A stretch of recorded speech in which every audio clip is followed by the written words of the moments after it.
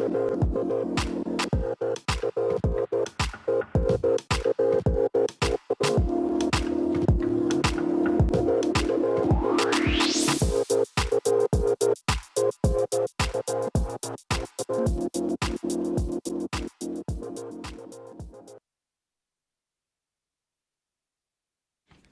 morning, everybody. Good morning to those here and to those listening in streaming.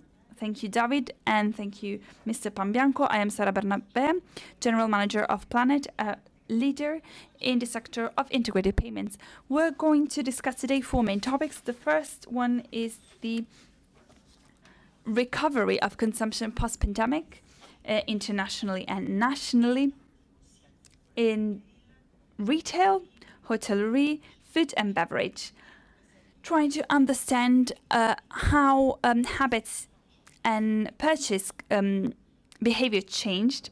And our second topic is going to be how companies are going to adapt their business strategy to the consumers in this new normal. Then we're going to look at China, because our core business is tax-free, so we can't really avoid looking at trends in China as well. And lastly, we're going to look at the forecast. So we will give you some suggestions to try and understand how and when Chinese consumer will return in Italy, in our boutiques, of course, in Italy and in Europe at large. So this is a snapshot of 2021.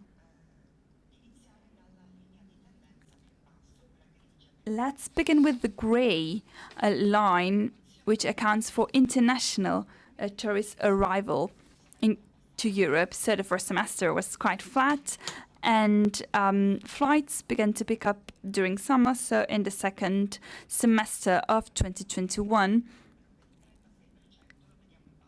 and we arrived to our recovery of 36% in October 2021 compared with October 2019.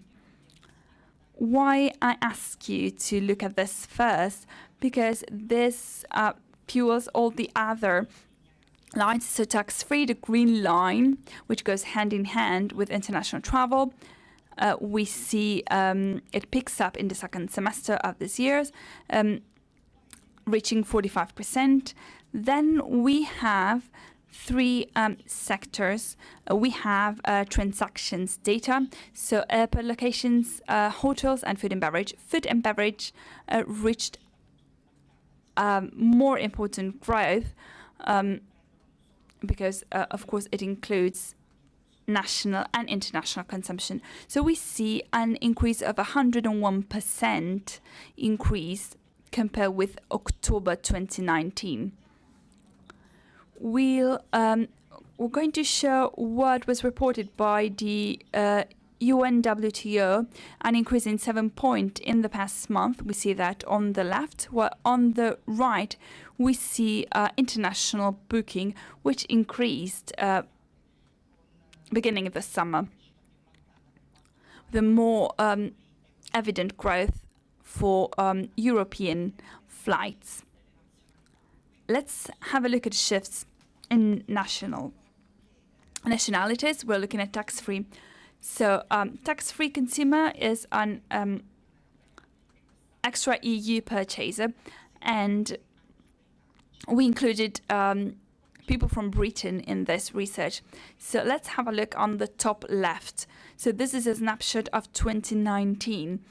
So 1 consumer out of 3 was Chinese, 36%. Then we have US, Russia, etc. If we go on the bottom left, we see the mix completely changed. So this is 2021, 30% come from the US, then Russia and UAE. So these are absolute values. But it is a notable shift in nationalities. Another interesting data, which is on the right, is the increase of the average ticket for all nationalities, even for the few Chinese people who arrived, so 3% compared with 2019. but the average ticket doubled because there are no tour operators, which would used to go to outlet. Outlet for tax-free is generally very important, and outlets were particularly affected compared with flagship stores. And so we see an increase in average ticket, and the age of the shopper increased as well. Since we don't see Oriental shoppers here who were younger with a high purchase power, the result is quite evident. So increasing the age, we also see an increase in average ticket. Then we divided our segment of shoppers based on the purchase power. So we have elite spenders. They spend on average 50,000 euros. Then we move to power spenders, 3,000, and core spenders. They account for 81% of spenders, but only 24% of the spend. So this is a snapshot for Italy in 2019. I'm going to show you this because it is in the first column on the left. So we see 26% elite, then 52% power, and 24% core spenders. It is interesting to look at the other columns, so 2020, first trimester, 2021, etc. It is interesting to notice that there was a fluctuation. So elite shoppers were the ones who were more important in 2020 because they could travel maybe with our own means. On the third trimester of 2021, there is a normalization as travels resume. Now, let's have a look at the change in consumer behavior. So, of course, we cannot leave the pandemic behind all of a sudden. So it will degrade slowly, fade slowly. But I think the new behaviors will stay with us, such as work from home, click and collect, wearing mask, seamless payment, etc. So we shouldn't forget that these habits come from profound human emotions that are common to all people all over the globe. So anxiety towards the future, uncertainty, etc. So we compare the Great Recession of 0709 with the pandemic of 2021. So we have a big through consumption on the left and savings on the right. So we see that consumption decreased notably during the pandemic and not during the recession. The good news, we can see that in the euro area, is that in 2021 savings decreased as we gradually leave the pandemics behind and the trust increases. Another tendency was the boom of e-commerce. So only in the second trimester of 2020, the growth was such that can be compared with one of the past 10 years. And it is always a double-digit growth. And the online boom created a new kind of services revolving around online services such as buy now, pay later. So this allows the consumer to make a purchase and pay in 3 installments without interest. It is estimated that this accounts now for around $100 billion. And it is interesting for brands to note that you reduce cart abandonment by 10% when offering this service. It is also interesting to look at the penetration of the service in more mature purchases. If we look at baby boomers, the use of this service moved from 1 to 18%. So it is not something that only affects younger generations. The pandemic deeply changed consumers' behavior. They become more exigent, more digitalized, more demanding, more digitalized, and they are more interested in the services revolving around the product. And this is the added value of the services that becomes a differentiating factor, something that makes the brand more competitive on the market. The technology is the driver in all internal departments and in the customer journey. And technical shifts are the response for the new consumers' requests. Many C-level directors believe that the company needs more sophisticated platforms. Of course, we should not only bet on online.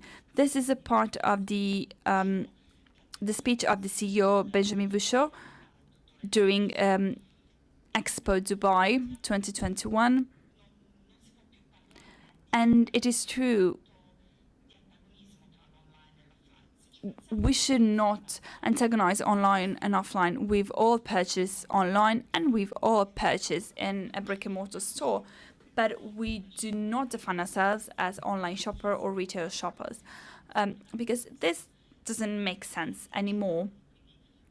Because digital channels such as messaging apps, e-commerce, social media, etc., gaming, currently some brands entered the gaming world. All of this doesn't make the retail store less relevant. They fuel the retail store in a synergy, kind of in a symbiotic way. Over 69% of sales come from navigation from mobile.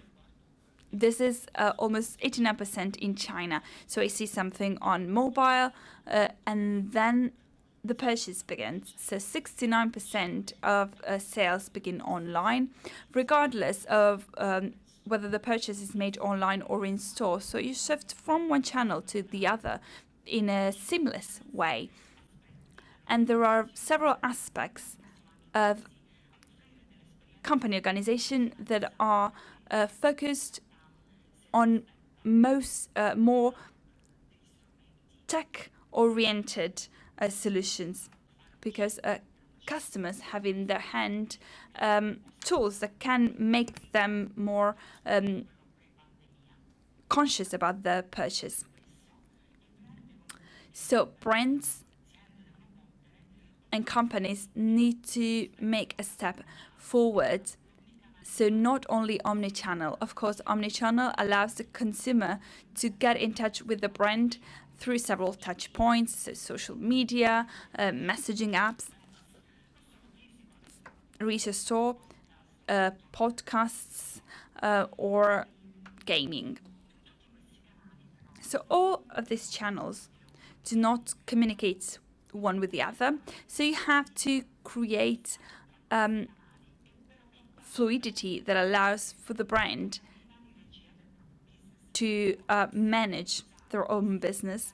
So they have to synchronize this channel and make sure they have a connection, a dialogue with the stock, sale, etc. So this is why we mention unified commerce. So brands don't need to change their front end. They need, however, to create a digital platform that that funnels all those channels in the back end, so that the brand can have the data of the client through all the touch points. I'm going to show you a very simple example. For example, a client enters the store and I'm a sales assistant. I've never seen the client before, so I don't know whether it's the first time or the 100th time for him. I do not have the tools to understand that. But once I identify the person, I know whether he followed the streaming, he follows us on social media, if he plays with my brand, or if he has a product on the wish list on my website, and I can sell that to the client. So this is what means taking the reign, really, of your business. Let's have now a quick look at China. So the e-commerce market remains the largest in the world, with an average growth rate of 6%. And it is expected to reach 2 trillion USD in 2025. Some factors are slowing down, apparently, the consumption of luxury products in China, so much so that Goldman Sachs analysts reduced the estimate of growth in luxury because of this. What are the factors, such as common prosperity policy that aims at balancing the distribution of wealth in China, including a restriction on travel? Chinese consumers are not coming to Europe because when they return to China, they have to spend almost a month in quarantine. So, of course, they would think twice before booking a flight. So, in spite of this, the upper middle class in China is going to grow exponentially until 2030. You can see the difference between China, United States, and Europe. There will be an increase of 68%, and this, of course, is also caused by the common prosperity policy, so extending the upper middle income means having a larger upper middle class. On the right, we have a UBS study which shows that the attractiveness of European shopping will still stay high after travels will resume. So we see a product in China in August 2021, 136 point, the second column, and the same product in France, in Europe, August 2021 is 100. So this means the differential with tax-free is 40 points. We shouldn't also not forget about the yuan and its purchase power, which will be higher compared with 2 years ago. The Chinese yuan is at its highest rate in the past 5 years. So it is expected that in 2022, one luxury item out of 3 will be purchased by our Chinese consumer. Let's have a look at the forecast now. So according to data, the growth of flights will be slow yet constant, and we will resume pre-COVID level by 2023. Of course, European flights will recover first, and then long-haul flights. Taking this into account, so the blue line, the occupancy rate of hotels will also grow, and tax-free in retail will grow as well. For Europe, we expect to see a growth. Of course, the first semester was very flat. So, of course, it will be more focused on the second half of the year. And in 2022, we will close at 56%, which will be fueled mainly by US, Middle Eastern, and Chinese consumer, which will gradually return to Europe by the second semester of 2022. Let's have a look at Italy, the black line, which will grow more slowly compared with Italy. France is leading the way for Europe, we will close 2021 at 17%. Of course, all of this still focused on the second half of the year, and we forecast 46% of tax-free recovery in Italy in 2022. This also fueled by US consumer, Middle Eastern consumers, and also Chinese consumers. So we hope that next year, if David will invite us, we can show you more encouraging data. But as of now, that's all we can say. Thank you. Thank you very much.